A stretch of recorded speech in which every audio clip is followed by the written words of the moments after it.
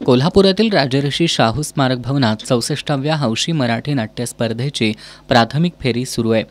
यामध्ये गुरुवारी गडहिंग्लज कला अकादमीनं अग्निकाष्ठ हे नाटक सादर केलं। इतरांच्या अंतिम प्रवासाला साथ देणारा मसणजोगी हा समाज स्वतःच्या अस्तित्वासाठी मात्र आजही संघर्ष करत असल्याचं वास्तव या नाटकातून दाखवण्यात आलंय।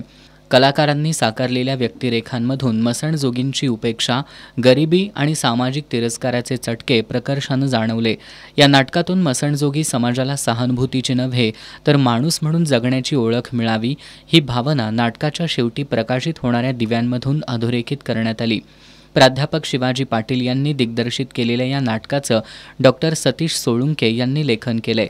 या नाटकातून प्रेक्षकांना विचारप्रवण करण्यासह सामाजिक जबाबदारीचं भान देण्याचा प्रयत्न करण्यात आलाय। गडहिंग्लज कला अकादमीनं आपल्या सादरीकरणातून नाटकाचा आशय रसिकांपर्यंत प्रभावीपणे पोहोचवण्याचा यशस्वी प्रयत्न केला।